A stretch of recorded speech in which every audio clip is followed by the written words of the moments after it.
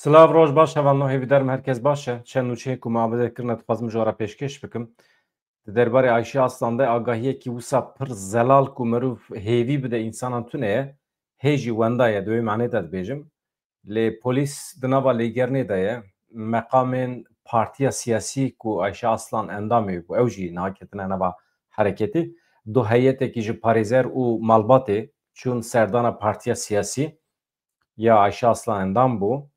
Encamekî berbiçav tune ye, anha meqamên polîs tên lêkerîn pêk tînin. Hem di mala Ayşe Aslan bixwe de, hem di nava malbata bavê wê de. Vê gavê rewş ew e, em hin îtimalan didin berçavan elbet. Ka gelo kî bûye sebeb ku wenda bibe. Yani gelo hatiye revandin, yan çûye derekî tişta nû ku em dikarin ji we re bibêjin hevalno derbarê Ayşe Aslan de. Ya balkêş wextê ku birayê wî ez hema wî agahiyê sererast bikim, bername pêşî ku min ji we re bes kiribû me gotibû malbatê dereng agahî daye meqamên polîs, lê ev ne rast e, ev kêmasiya min e, min agahî baş negirtibû. Malbatê di wextê de agahî daye meqamên polîs. Lê agahî nedaye çapemeniyê raya giştî. Em dûra pêhesiyan e ji mewetrî polîs jî dûra pêhesê, lê ev kêmasiya me ye. Ev em sererast bikin. Ya din wextê ku Ayşe Aslan naçe randeviyê birayê xwe rojekî, birayê wî roja din diçe ji bo derî bixe ka çi hatiye serî wî, çima bersin nade telefonê xwe. Birayê wî feq dike ku li qata yekem rûdinê pencere vekiriye bi şiklekî dikeve hundir çi bibîne, xwarin jî nîvco maye. Xwarin jî amade ye lê nexwariye. Telefona wî li wê derê ye. Hin aksesuarên wê zêrin û tiştê bi qîmetin çentê wî ku rojane bikartîne li wê derê ye, têda kompîterê wî, tabletê wî hene, bixwe hûn zanin hiqûqnas e, şêwirmendê hiqûqê ye, dixebite rojane. Ama hin tiştên em nizanin. Hevalê wî yên kar gelo çiqas ketine nava xebatan. Gelo ew çiqas jî hay jî hene. Wextê Ayşe Aslan neçûye îş, hevalê wî kar acaba ketine nava helwestekê çi wa? Ew jî em mereq dikin yani. Malbat li me godar dike elbet. Wekî din agahiyekî û mirov bide, mesela hin ji wan hin îtimalan em dibêjin gelo ew însanê ku Ayşe Aslan revandine hatine bi dilqê postecî, nameyek wî heye, pakêtek wî heye, wanê were bigire here. Çima em vêya dibêjin? Ji ber ku kilît li ser derî ye. Yani însanekî bixwaze ji mal derkeve, kilîtê bi xwe re dibe. Gelo ew erebeya ku xwekê postecî nîşan daye, bang lê kiriye ji bo dakeve, qata yekem e. Derî vekirî hiştiye çûye jêr hatiye derî hatiye cî bi tena serê xwe, bayê lê xisiye em fana nizanin.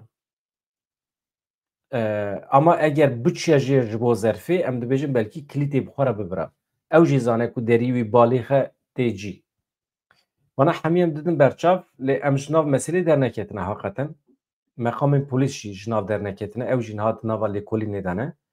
Eger di nava rojê de sibê du sibê em hêvî dikin xeberekî xêrî were, xeberekî baş were, malbat heqeten niha mîna ku di nava şînê de be. Şev û roj bi vê meselê ve dadikevin. Gelek însan diçin serdana malbatê tên.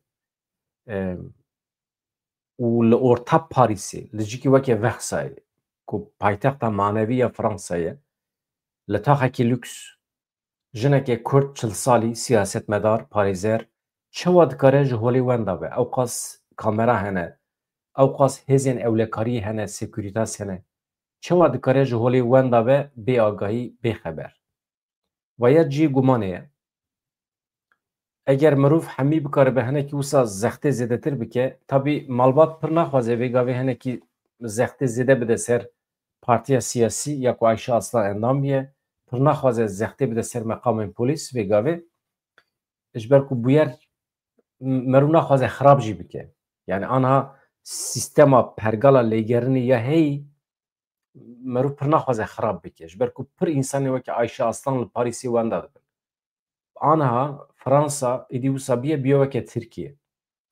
Yani ji gelek welatên cuda însanên xeter hene, însanên xwedî fikrên cuda hene, خودی اولین جدا یا رادیکال هنه رادیکال مروین چقاس يعني هر جوره انسان خطر هاتن پاریسی کمیسر هبونه ایجا حیفه ام کرد جیهنه که برچوانه یا راستی مالبات اکولت پاریزه Ayşe Aslan bixwe ne insanek aktif bû di mesela Kurd û Kurdistanê de lê malbat şehîdê wan hene bi salan e di navdane vê meselê em dayînin yani Emîn Kutlar dibêje eger hikûmeta Fransayê bixwasta dikarîbû di nava rojekî de bizanibin ka çi qewm ye lê gava dortê ser Kurdan ker û lal dibin ev jî îhtîmalekî ye gelo meqamên polîs gihîştinê encamê ji malbatê re nabêjin em nizanin ama niha ew jî dibêjin me dosyayê Ayşe Aslan derxistiye pêş ew wisa dibêjin yani dibêjin ji bo xatirê hin tiştan me dosyayê Ayşe Aslan derxistiye pêş em wekî priyorîte em lê digerin êdî kengê çêdibe em nizanin ev bû 19 roj eger şaş nebim 20 tebaxê xeber jê nayê girtin ji wê rojê ve wenda ye hevan no çend û çên ku Muhamedê kirine dixwazim ji we re pêşkêş bikim Berdevka Partiya Demokrasî û Wekeviyê ya Gelan Dem Partî Ayşegül Doğan li ser civîna dohya destiya rêveberiya navendî ya partiya xwe civînekî çapemeniyê li dar xist Ayşegül Doğan agahiyekê da agahî di derbarê İmralê de ye hefteya pêşiyame û hêyetekî ji hevserokên giştî yên Dem Partiyê Tülay Hatîmoğulları û Tuncer Bakırhan ew ê biçin İmraliyê serdana Rêzdar Abdullah Öcalan vê gavê plansaziyê dikin ev meseleyekî ya din li Gabarê talan heye bê naberdaran dibirin li çiyayê Gabarê birîna daran li heremên nû dewam dike darên têne birîn jî dibin bajarên cuda dewleta Tirkiye vê yekê bi zanebûn dike bi destê qorûciyan bi destê çeteyên Kurd vankaran birêve dibe û em nizanin çawa çê dibe dîsa ez warim ser meseleya xwe esasî Wextê ku merû serweriya coğrafya xwe teslîmê dewleta Tirkiye bike dewleta Tirk li gor dilê xwe dara jî dibire pîlan û projeyê cuda jî çê dike petrolê jî digere demografiyê jî diguhere diçe ta ji Çîn û Maçînê Uyguran jî tîne bicihî dike Filîstîniyan tîne bicihî dike serê kaniyê ji we re bêjim anha dagirkiriye li wê derê malên xelkê difroşin dewleta Tirkiye mal û milkê milletê Kurd difroşe çeteyan ez ana nûçiya wî jî heye ji we re pêşkêş bikim çi dibe bila bibe beriya her tiştî mirov serweriya axa xwe bi dest bixe hevan di müzakereyên ser masiyê de li ku dibe bila bibe dibe mirov wisa bike beriya her tiştî serweriye yani hakimiyeta coğrafya xwe dibe mirov ji raqîbê xwe bixwaze yan jî wî weke şert dayne ser masê Li navçeya Şemzînanê ya Colemergê agirê ku du rojin bi daristanê ketiye hê jî nehatiye vemirandin ew jî gelekî xeter e ji bo kontrolkirina agir hewldan hene ji bejahî ji asîman ve xebat hene didomin agir doh li nêzîkî gundê Sirûnûsê ê Şemzînanê ji ber sedemekê nediyar derketiye bi bandora bayê re di demekî kin de belav bû tevî müdaxeleya gundî tîmên îtfaiye şewat hê jî didome mixabin Di roja duyemîn ya şewatê de helîkopterek ku ji Xarpêtê ji Bakurê Kurdistanê hatiye ji asîman ve piştgirî daye xebatên vemirandinê li Bakurê Kurdistanê ji xwe ne helîkopter heye ne tiştekî heye helîkopterên herî nûjen ê dewleta Tirkiye heta ê cîhanê li Bakurê Kurdistanê di şerê li Hemer Kurdan de tê bikaranî lê wextê tiştekî tê serê xwezayê ya jî însanên me ê sivîl wenda dibin yek helîkopterekî tune here hewara wan ama ji bo kuştina Kurdan helîkopter di rojekî de heftê heştê helîkopter dikarin rakin fermandarên Tirk bi xwe îtiraf dikin dibe di rojekî de me 100 balafir rakiriye em çûne ser Qandîlê îja mesrefê wan hesab dikin mesela zirara ku didin Kurdan ew tirs ew panîk ew travma ew kuştin wendahiyên canî, malî, tecavûz vana nadin berçavan, encamên psikolojîk nadin berçavan, mesrefê xwe didin berçavan. Îja carna hin hevalê me rojnameger jî dikevin wan xeteyan. Ya dibêjin dewleta Tirkiye balafirekî wextê radike ser me, hûzanin çi qas dikeve zirarê. Divê bila dewleta Tirkiye zirar bibîne. Ew kêra ku qesab dide ser stûyê miyê kêr zirar dibîne her jara ku miyê jê dike. Edî em pê zerara dijmin kevin. Vana mantiqê me ê şaşin. Yani ême wekî millet hevalno maşallah em heqeten pir dibin alîkar ji raqîbê xwe re, ji dijberên xwe re. Bi weşanên xwe yên bi Tirkî, bi avakirina medyaya nû, bi avakirina kanalên nû yên Tirkî, em heqeten dibin alîkar. Bila zerar nebîne, bila siyaseta dewleta Tirkiye maşallah pêşkeve zirarê nebîne. Milletê me jî gav bi gav hêdî. Ecela me tune em hemî meyle xwe bidin ser Tirkî, nexeme. De Tirkî jî zimanê me ye, zimanê cîranê me ye, em hinek bibin xwedî Tirkî nexeme. Ême ji vê derê wextê em bi Kurdî daxivin, ne ji ber em pêşîl asîmîlasyonê bigirin. Ji ber ku em Tirkiya me têrê nake lewme em Kurdî daxivin. Ez bawer dikim ew e. Sebebê ku em vê derê weşana bi Kurdî çê dikin, Tirkiya me têrê nake lewme. İja ê hevalê me maşallah ji ber ku pir baqil in, pir zekî ne, zekaya wan de delingê wan de dipijiqe. Ji ber vê ew Tirkiya wan pir li pêş e, bi Tirkî weşanê dikin. Li ser xêrê be. Em pirê xwe jî, pirê milletê xwe jî em hemî bixin xizmeta wan kanalan, wan malperên ku nû ava dibin bi Tirkî em hemî bixin xizmeta wan. Belkî hinek dijberên me werin rehmê ji ber ku em bi zimanê wan xizmetê dikin. Hêdî. Bi nûçeyên light. Sibê du sibe dewleta Tirkiye vegere ser eyarê xwe faşîzmê. Ji xwe ji eyarê xwe faşîzmê derneketiye ji we re bêjim. Sibê du sibe eger êrişê ser Rojavayê Kurdistanê bike xwîn bavê ji çokê, ev medyayê me yên nû ava bûne ê wisa light. Ew ê çawa manşet bavêjin ez pir mereq dikim. Ew ê bibêjin çi? Rojava'ya saldırmak süreci bozabilir. Manşet. Erê. Ew bêjin ew bêjin êrişê Kurdan nekin dibe mesref ji bo Tirkiye. Tirkiye nexin zirarê.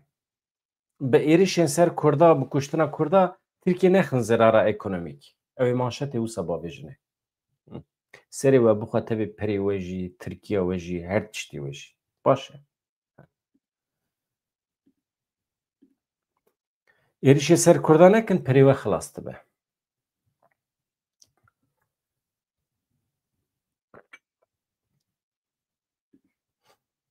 Rojekî we dît manşetekî bi vî şeklî, tamam mı?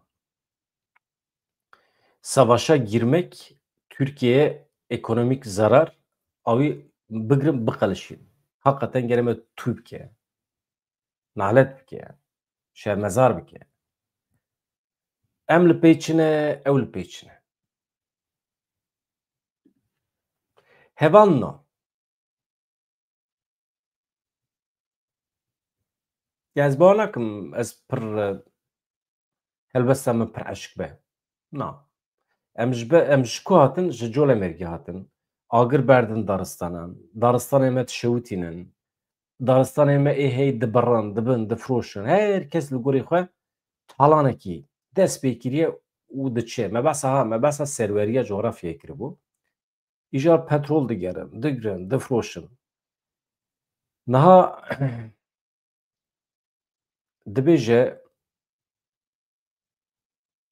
dewleta Tirk erdê Kurdan difroşe li Serê Kaniyê hevalna.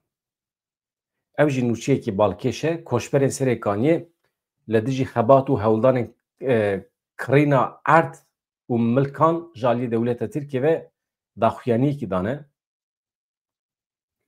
Dibêjin koçberên ku ji Efrînê çûne mal û milkê xwe cî de hiştine mecbûr mane çûne.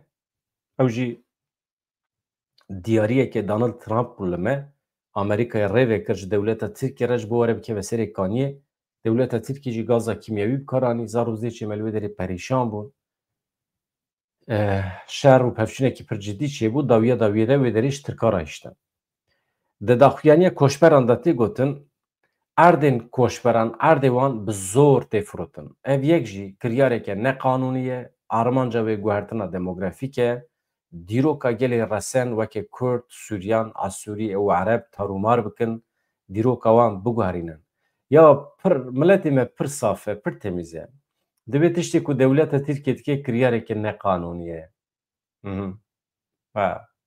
هبونا دولت ترکیه لسری کانیه قانونیه کشتنا زاروزی چه ما قانونیه تنه کرina ارد فروتنا ارد نه قانونیه ملت مجی پر عجیبه تراژی کومیک یعنی مروف مافت به yani باسا قانون نکن وقتی که ام باسا دولت ترکیه دکن ام قانون تشتین قانونی نبیجن ام جانان حوالی ما ایدن پارتی جدی که بناباویه یا قانون چیه وان بخواه پیوان دانیه وان بخواه پرنسیب دانیه نابی وان پرنسیب وان قانونن ایجا لگوری قانونن ایجا ام جانان درد که بیم بیشن ویا نه قانونیه چه نه قانونیه میرک بخواه قانون خواه چی کریه یا لگوری قانونی دبیجه کشتنا کردا حقه خلاص لگوری قانونی تد کجه لگوری قانونی ها تمام باکوری کورسان دست دولت ترکیه ده لگوری قانونی که مثلا قد خکرنا کردی لگوری قانونیه ترکبونا مل لگوری قانونیه گایت جی قانونیه حقوقیه yani لگوری حقوق ترکیه از مجبورم ببم ترک مثلا جبر وی ترکبونا مه اسیمله کرنا مه خوارنا مالو ملکمه فروتنا مالو ملکمه همه قانونیه لگوری قانون دولت ترکیه باشه جبر وی جمرا باسا قانون نکن کوشبران بانگ لسازی ناونتوی کرن داخواست کرن برپرسیاری خواه بیننجی این مرووی ای یاسایی مرووی مرود کاره بیجه داگرکریه بداوی بکن کوشبران باوه که اوله وگرنن جی واری وان سازی ناونتوی بخواه ریوه کرن جه دولت ترکیه گوتن ام دولت ترکیه فهم دکن ام تکوشینا دولت ترکیه لهمبر تروری فهم دکن لی دبی ارشه که بی پیوان تونه به یا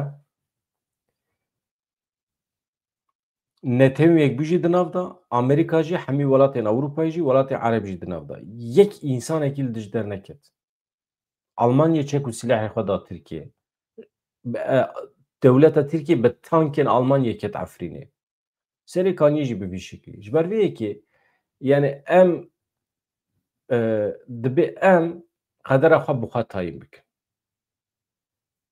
ام چاره سری لجم سازی ناونتوی جی نکارم بگرم اری yani ez bu sadı benim tamam bla diplomasi hebe hoş be ama ez bejim ro vegere xwe milletê me Bakurê Kurdistanê bixwaze di nava 24 saata hemî bajarên me yê dagirkirî dikare ji destê dewleta Tirkiye derxe dikare serhildanek lazim e daxwazek lazim e îradeyek lazim e organizasyonek rêxistinbûnek lazim e daxwaz tune be serhildan tune be dewleta Tirkiye heta xweşe li wê derê ye tu saziyekê navnetewî nikare dewleta Tirkiye ji wê derê derbixe eger derxistiba ji Qibrîsê derdixist dernexist derxistiba nizanim ji Hatayê derdixist dewleta Tirkiye dagirker e dikeve her derê dernakeve hevanna tabi koçber jî mafdarin li heqê xwe digerin qene bi wê dengê xwe derdixin ku em jî dibin tercüman ji wan re em jî dengê wan li dunya alemê didin bihîstin mesela ew çapemeniya nû ava biye ya bi Tirkî dikare cî bide van xeberan van agahiyan cî nade çima cî nade çünkü çiqas marjinalên çepkir ên Tirkiye heye tîne di çapemeniya xwe de bi cih dike û ne xwendevanên wan hene ne alîgirên wan hene hemî bermayiyên çepkirên Tirkiye ne em ji xwe re wana xwedî dikin em xwedî dikin hem bi perê xwe hem bi nivîsê wan em ji wan re meydanek çê dikin ji bo xwe îfade bikin tên ji me re zulma ku li me tê kirin difroşin me Ya zulüm li me tê kirin. Dewleta te zulüm li me dike. Tu çepkirî, tu tê ji min re basa ew dikî, mağduriyeta min dikî. Îjab nake. Mala te ava. Here cem dewleta xwe li hember dewleta xwe tê bikoşe, zulma ku li me tê kirin nefroşe min.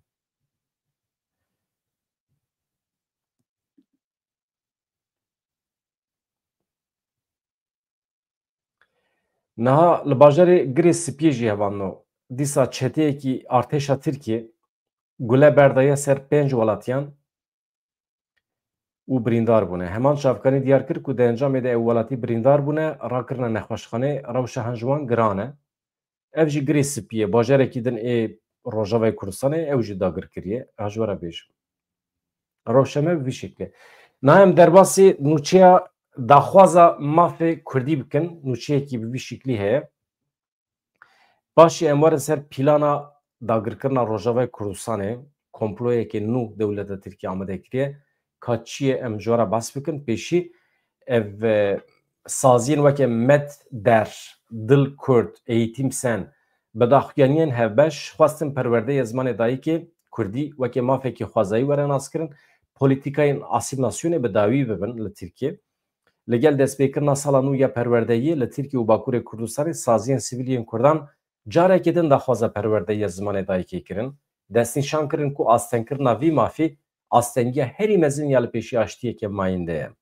Yani niha astengiya herî mezin ya li pêşiya aştiyê qedexekirina zimanê zikmakî ye. Ev tespîtekî gayet pir cî ye. Komeleya Lêkolînên Ziman û Çandî ya Mezopotamyayê Sendîkaya Ketkarên Perwerdî û Zanistê Eğitim Senê baweyekî hevbeş li Amedê ji bo daxwaza mafê perwerdeyiya zimanê dayîkê meşekê li darxistin. Yeketiya dildarên Kurd jî bi daxuyaniyekî balkişar ser aynî meselê, yani çi ye aynî mesele? Polîtîka ya asîmilasyonê qedexekirina zimanê Kurdî.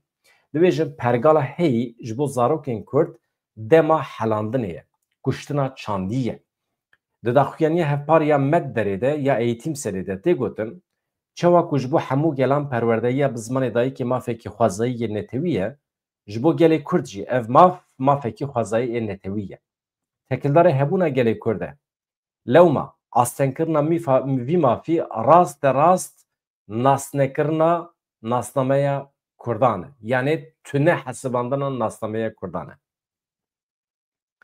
Saziya Dil Kurd çi dibêje? Zimanekî kevnar kevneşop Kurdî baş e. Li Tirkiye hê jî mafê zarokên Kurd ji bo xwendina bi zimanê xwe nayê naskirin. Her du daxuyanî jî teqezî li ser wê yekê dikin ku aştiyeke mayînde wekeviyeke rasteqîn bi misogerkirina statûya zimanê Kurdî mümkün e. Bi vekirina rêya perwerdeya zimanê dayîkê mümkün e. Med Der Eğitim Senê bi bîr xistin ku di pêvajoyê heyî de yani îro astengiya herî mezin ya li pêşiya aştiyê qedexekirina zimanê dayîkê ye. Me ev zihniyet li rûniştina komîsyonê bi bêdenkirina dayîkên aştiyê me dît me bihîst eger ev zihniyet neşke xuşk û biratiyekê li ser esasê wekevî û dadmendiyê nemümkün e. Yani edalet pêk naye. Saziyan her wiha rexne li pergala dersên bijartê jî girtin. Dibêjin ev pergal yani dersên bijarte ji bo nixwemandina polîtîkayên înkarê hatiye avekirin. Yani ji bo ku pêşî li Kurdî venekin perwerdeyiya Kurdî ya esasî çênebe resmîbûna zimanê Kurdî çênebe dersên bijarte ji xwe re hema dane pêşiya Kurdan sirf ji bo gaza wan bigirin, ji bo pêşî li serhildana wan bigirin. Dedît merû tiştekî temamî qedexekê tiştekî ye merû qismekî piçûk vedike ji bo millet dengê xwe neke. Davê ber yani. Heqaretekî ye li milletê Kurd. Di beşekê din ya daxuyaniyê de di her du daxuyaniyan de jî çi tê gotin? Bang li sazî û dezgehên Kurdan tê kirin, bang li malbatan tê kirin, li hember asîmilasyonê tê bikoşin. Malê xwe bikin dibistanên Kurdî, daxwaza perwerdeyiya bi zimanê dayîkê bi dengekî pir bilind bînin ziman. Em jî xwe dikujin, em jî dixwazin, tekoşîna me jî ew e, heval em serî daneyînin ji kerema xwe re. Em tim xwedî lê derkevin û em mezin bikin, mühîm e. Em hinek xwe bi tenê hîs dikin. پر زۆرێ متچێ پر زۆرێ متچێ یعنی دناوە بە حەزاران ئینسانên me ê Kurd de rewşenbîr û rojnamegeran de em hema edî bi tenê dimînin nexweşe xeter e hevano em hema cî bidin vê meseleya komploya dewleta Tirkiye niha heta niha dewleta Tirkiye par rê ceriband ji bo ku pergala heyya Rojavayê Kurdistanê bi temamî belav bike ji holê rabike. Gef û tehdît ez behsa salên berê dikim. Di şevekê de êriş kir milyarekî dolar zerar da Rojavayê Kurdistanê. Bi qasî pêncî însanên me şehîd bûn di nava rojekî de. Ez behsa 1 Oktober dikim sala 2023. Dît ku belav nabe. Wextê ku Esad ket bi van çeteyan xwest hilweşîne heta bendava Tişrinê çû berxwedanekî pir ecêb dîrokê çêbû li bendava Tişrinê dewleta Tirk nekarî gav bavêje. Tenê dîsa bi komployekî min bi dest xistin. 200,000 çekdarên wan jî heye. Heqîqet. Hevano rê û rê ceribandin. Niha pêvajoyekî hatiye destpêkirin, êdî armanca wî domî nîqaş kir. Yani armanca wî rojata navîn guherîn û veguherinekê nû çê dibe, dîzaynekê nû çê dibe. Yan dewleta Tirkiye ji bo hilweşandina Rojavayê Kurdistanê dixwaze heqeten wext bi Kurdan bide wendakirin ji bo Kurdan bixapîne ketiye nava projeyekî bi vî şeklî ev cê nîqaşê ye. Siyasetmedar bi laşxwara nîqaş bikin, encamekî jê derbixin, em jî ji we re ragihîn. Em dawiyê de wê derkeve welê. Niha dewleta Tirkiye dît ku ne bi şer û pevçûn dikare Rojavayê Kurdistanê hilweşîne, ne bi vê pêvajoyê dikare Rojavayê Kurdistanê hilweşîne çek û sîlah ji destê YPG jê Qesedê bigire. û ne jî bi rêya entegrasyonê dikare pergalê me hilweşîne tevlî Şamê bike. Nikare. Çi dike niha? Dixwaze dibendiyekî ava bike di nava Kurdan de. Vê gavê wisa dike. Dibêje ez çi bikim bila di nava Kurdê Rojavayê Kurdistanê de du serî, sê serî çê bibin li dijî hev şer bikin em jî biçin müdaxelê. Wê rojê Hakan Fidan îşaretê vê yekê da. Dibe hin aliyên Kurdan hene li derveyê PYD bang li me dikin ku em biçin wê derê ji ber ku ew dibin zextê dane pêdiviya wan bi me heye. Sibê du sibe eger hin çetên Ereb êrişên Rojavayê Kurdistanê bikin û wan çeteyan weke Kurdên muxalîf nîşan bidin, di nava Kurdan de provokasyonekî çê bikin, Elşara bi wî tîpa xwe, bi wî halê xwe perîşan, bi wî çetetiya xwe bi emrê Tirkan eger were bikeve Rojava şaş nemîne. Dewleta Tirkiye li pê komployekî niha du bendî sêbendî ava bike li Rojavayê Kurdistanê. Yek ji wan îşaretan ew e zorê daye ser Ehmed Elşara ji bo ku hin aliyên enekesî dawetî Şamê bike. Yani çi? Yani PYD Rêveberiya Xweser muxatab negire tenê enekese bibe Şamê pê re hevdîtin çê bike. Pêşî li vê yekî hatibû girtin. Konferansa Yekrêziyê çêbû. Kurd bûn yek. Di nava xwe de heyetekî taybet ava kirin ji bo çûyîna Şamê. Carekî çûn Şamê hevdîtin pêkanî li hev nekirin. Çünkü Rêveberiya Elşara xwestibû ku pergala Rojava hemî xwe belav bike. Sazî teslîmê dewleta Sûriyê ya nû bibin. Vanê me jî gotibû nabe. Dibe em Sûriyekê nû bi hev re ava bikin. Prensîban em nava xwe de bi xwe diyar bikin. Tiştên bi vî şeklî. Îjar niha dewleta Tirkiye şansê xwe bi cûreyekî din diceribîne. Dibêje ka em îja enekesê bişînin Şamê. Bila ew li hev bikin em bibêjin Rêveberiya Xweser bi Elşara re li hev kiriye. Hûn zanin hin endamên mîta Tirk di nava enekesê de hebûn beriya niha. Ama rayedarên rêveberên enekesa îro dibêjin ew kesên ku bi dewleta Tirkiye re pir vekirî kar dikirin. Büroyê wan, ofîsê wan li Stenbolê hebûn. Dibe me ew ji nava xwe derxistin. Niha dibe em pakin, em saf temîz in. Em dibe kurdewarin li ser xeta netewîne. Son dixwin yani. Ser namûs û şerefa xwe son dixwin. Îja di rewşekî wisa de ev heyeta enekesê biçe Şamê wê çi encam bi dest bixe? Ew ê çi nîqaş bike bi Şamê re? Em niha nûçeyekê li ser vîya em jî wara pêşkêş bikin. Röportajekî daye Rûda wê Faysel Yusuf. Kî ye? Berdevkê enekesî ye. Ez hema röportaja wî jî wara pêşkêş bikim. Hûn ê jî encamekî derbixin hevalno. Berdevkê enekesî Faysel Yusuf li ser vexwendina ji aliyê hikûmeta Sûriyê ve got eger em werin vexwendin em ê herin Şamê. Lê em ê aliyên Rojavayê Kurdistanê jî agahdar bikin. Yani behsa aliyê PYD dike. Hatibû îdiakirin ku 15 endamên enekesî ji bo serdana Şamê xwe amade dikin. Berdevkê enekesî Faysal Yusuf diyar kir ku ew wekî enekese xwe amadeyê konferansa Yekrêziya Kurdî dibî. Xwe weke xwediyê konferansa Yekrêziya Kurdî dibînin. Teqez kir ku ew ê li ser bingeha wê konferansê tev bigerin, ew amade ne biçin Şamê lê ne bi awayekî ku karibe zirarê bide Yekrêziya Kurdan. Ez dibêjim mühîm e ku ev hevok were femkirin, em xwediyê wê konferansê ne, konferansa ku bi PYD re çêbûbû li Rojavayê Kurdistanê, navî Yekrêziya Kurdî ye. Dibe em xwediyê wê konferansê ne, em xwedî li prensîbê wê konferansê derdikevin, baş e, em biçin Şamê jî hevalên me ê şîrîgê wê konferansê em ê hemiyan agadar bikin. Yani em bi tena serê xwe naçin dibêje. Li gorî agahiyê nefermî, ev 15 kes ji aliyê Serokê Demkiyê Sûriye Ehmed El-Şara ve ji bo civînekê hatine vexwendin. Kî dikare ji me re bêje tiliya dewleta Tirkiye têde tune ye? Nemimkün e. Faysal Yusuf çi dibêje? Encûmena Niştimanî ya Kurd yek ji pêkhatiyên sereke yên konferansa 26 Nîsanê ye, yanî Yekrêziya Kurdî. Nîvê konferansê Encûmena Niştimanî ya Kurdî ye, enekesê ye. Ew biryarên konferansê, programa encûmenê ye.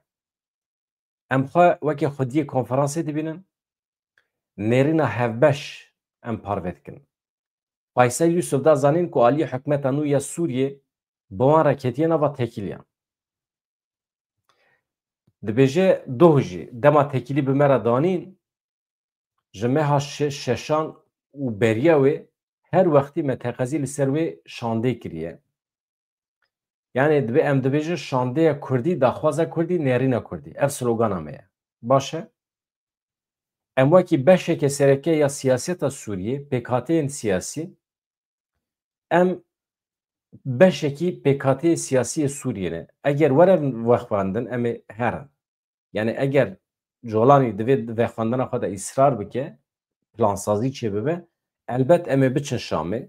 Lê em ê hemû aliyên Kurd jî agadar bikin û em ê şandeya me ya hevbeş, yani ew şandeya ku ji konferansê derketibû ya, Foza Yusuf serokavî ye.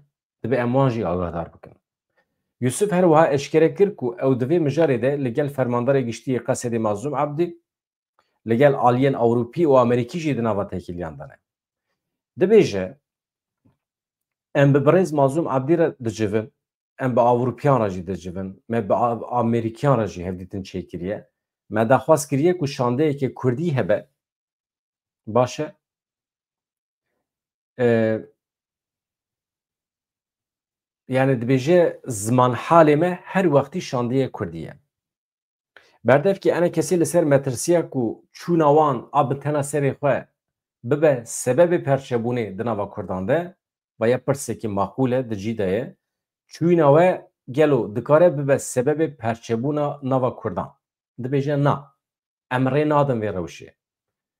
Mesûd Barzanî jî her tim piştgiriya Yekrêziya Kurdan kiriye heta niha, dibêje em dilrehetî didin, di demekî nêzik de em ê şandeyekê hevbeş ava bikin, em ê bi birêz Mazlûm Ebdî re bicivin, pê bişêwirin, em ê bi Ewropîyan re jî bicivin, em temam jî li ser bingeha konferansa 26 Nîsanê ne.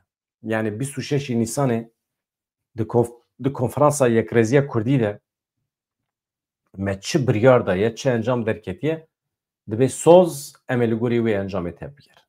Dibêje berdevkê enekesî. Ev jî maqûl e, hevalno.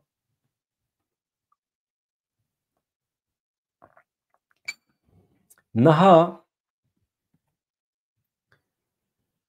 Devleta Tirkiye dîsa bu hedef li Sûriye ew qas plan û proje çê dike dibe em bizanibin mîvanê me yê do beşdar bû jî dibêje dewleta İsraîlê nebiye Tirkiye niha 24 saetan de Sûriye temamî dagir kiribû êrişî ser Rojava jî kiribû. Dibe em vê rastî bizanibin. Ajansa Sanayiya Sûriye ra gihand ku balafirên şer yên İsraîlê di herdora bajarê Humus û Laskiyê daye ber bombeyan. Li van deran dîsa ji we re bêjim haziriyên mîta Tirk hene, haziriyên eskerî yên dewleta Tirkiye hene, İsraîl wan deran dike hedef. Ji ber ku her tiştê aydê Sûriye heta niha çek û silahê ku karibe êrişî ser dewletekî kilêkê bike, cîran bike, ew heta niha hemî ji holê rabûne ji xwe. Niha dewleta bi tenê ku li Sûriye ji aliyê çekdarî ve bihêz e dewleta Tirkiye ye. İsraîl dema bi balafiran li derekî xist hûn bizanibin dewleta Tirkiye ye. Televizyona El Arabiye eşkere kir ku êriş li dijî tundiya parastina hewayî ya li başûr rojhilatê parêzgeha Humsê pêk hatiye. Yani li dijî Tugayê pêk hatiye. Tugaya parastina hewayî. Di derbarê encamên bombebaranê de heta niha agahiyekê zelal nehatiye bi dest xistin. İsraîlî jî eşkere nekiriye. Ev li aliyekî hevando niha ji Fransa xeberekî heye. Hikûmeta Fransayê ket Serokvezîrî îstîfa dike îro, belkî heta niha îstîfa kiriye jî. Macron feqîr û ew ji xwe re niha serokwezîrekî nû bigere, ew ê wezîfe erkê bide partiyekê din ji bo ji xwe re hikûmetekê ava bike li Fransayê. Rewşinek xeter e ji ber ku dengê baweriyê negirtiye. Li Fransayê adetekî heye, hikûmet divê ji temamê meclîsê dengê baweriyê bigire. Ez ji we re nûçî bixwînim, ez bar dikim wê were fehmkirin. Hikûmeta Serokwezîrê Fransayê François Bayrou di dengdana li parlamentoyê de dengê baweriyê negirt. Bi vîya we hikûmet hilweşiya. Güvena wî dibêjin Tirkiye jê re. Hikûmeta François Bayrou ji sala 1958 ve li Fransayê bi vîya we rekor şikand. Yani bû yekem hikûmeta ku bi dengdana baweriyê dikeve. Yani ji sala 58 vir ve her hikûmeta ku dikeve dengdanê piraniya dengan distîne. Yani bawerî dikire. Di rûniştinekê awerte ya lijneya giştî ya Meclîsa Netewî de yani meclîsê de baskê jêrîn ê parlamentoyê ji bo hikûmeta Bayrou dengdana baweriyê hate kirin. 394 parlamenteran piştgirî dan hikûmeta Bayrou lê hema du qatê wî jî red kirin. 364 parlamenteran dengê nebaweriyê dane wê. Yani em pê bawer nabin. François Bayrou ve îro yani sêşemiyê îstîfaya xwe pêşkêş bike, Emmanuel Macron jî Serokkomarê Fransa piştî ketina hikûmeta François Bayrou ragihand ku ew ê di rojên pêş de serokwezîrekî nû tayin bike. Rewş bi vî şiklî ye hevano.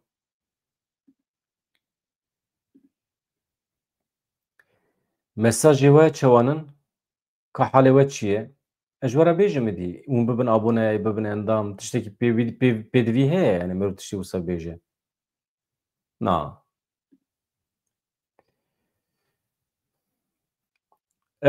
Heftê îlonê li Almanya konferansekî di navbera Kurd û cihî de çêbû. Min tu agahî negirt derheqê vê konferansê de agahiyê tê hene. Pirsekî di cî de ye sibqî serhedî. Hevalê min Ronî Ruha çû konferansê. Bawekê fermî hatibû vexwendin. Vê êvarê saet di 21 de Ronî Ruha mîvanê min e. Em bernameyekê hevbeş çê dikin. Em ê jê bipirsin ew ê çavdiriyê xwe ji me re bibêje. Encamê konferansê bibêje. Ka ev hevkariya di navbera her du milletan de, milletên Rojhilata Navîn ê qedîm, cihû, Kurd gelo ew ê pêşkeve? Encamê siyasî derdikevin dernakevin? Ronî Ruha saet di 21 de wê agahî bide me. Baş e?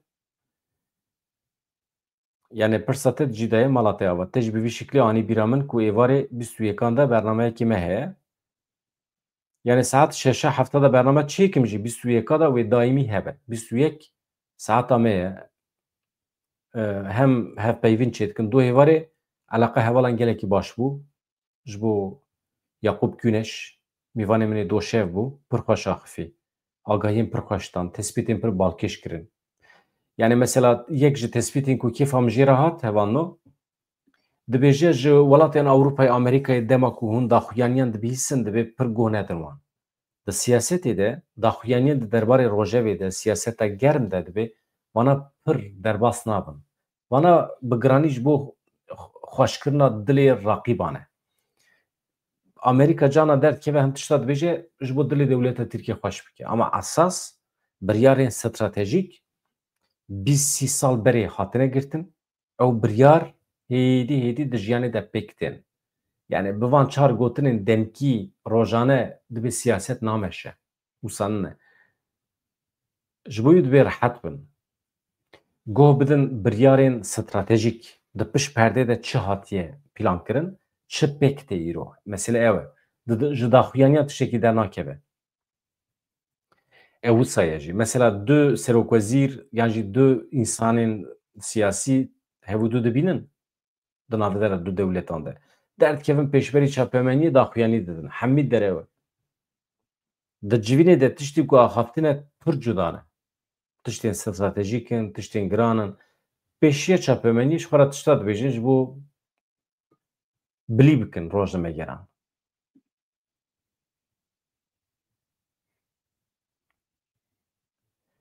Ez hema li ajansa binêrim ka di nava van 30 deqê da wî de wextê me bername pêşkêş kiriye tiştekî çêbû, çê nebû.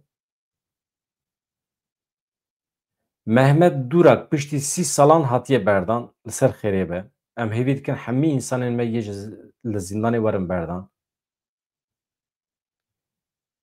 Êrê.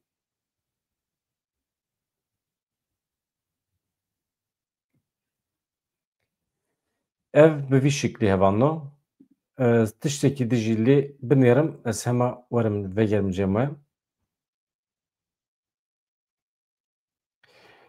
Hevano dibistan vedibe, mekteb vedibe lê milletê me pir birînên milletê me hene wizanin. Hem siyasî, hem perwerdeyî û hem jî fexîrî. Nebûna kar, betalî. Bifikirin hûn gencekî ne yan ji qîzekî azê bin. Hûn memleketê xwe ne we unîversite jî xwendiye hûn nikarin kar peyda bikin. Wê çawa be? Pir zor e. Dewleta Tirkiye em xistine vî hewlê. Li Rojava çawa ye rewş nizanim ama doh min vîdeoyekî dît jineke Rojavayî gilî û gazinc dike ji nebûna avê. Pir bi êş e min ew vîdeo wenda kir bizaniba min were parve dikir. Yani dibêje em ava pîs vedixwin.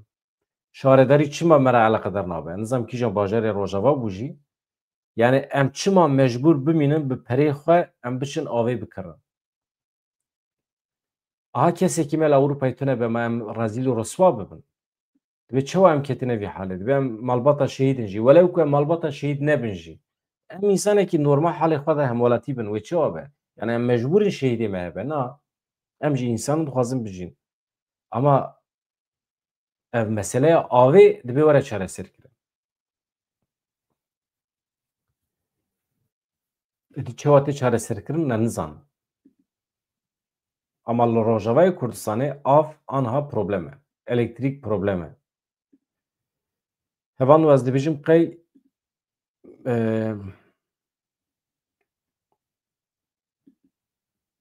tiştekî deqeya dawî ku me ji we re pêşkêş bikin tune ye. Ji xwe hevserokên Dem Partî diçîn İmraliyê ji we re pêşkêş kir. Li Mêrdînê ji xwe her roj pevçûn çêdibe. 6 kes birîndar bûne. Temam, hevû dû bikujin. Temam. Dewlet we dikuje têrê nake. Hûn jî xwe bikujin. Yani İran ji xwe aynî İran e. Hevano ez xatir ji we dixwazim ez ê varê bernameyekê çêkim hinek nûçiya berhev bikim di derbarê Ayşe Aslan de agahiyên wê hebin ji we re dibêjim êvarê. Wekî din jî çi bûyer hebin ez ê êvarê ji we re pêşkêş bikim lê 21 da ronî rohetê em ê behsa hevkariya milletên cihû û Kurdan bikin. Konferansekî çêbû encamê konferansê ew ê ji me re ragihîne.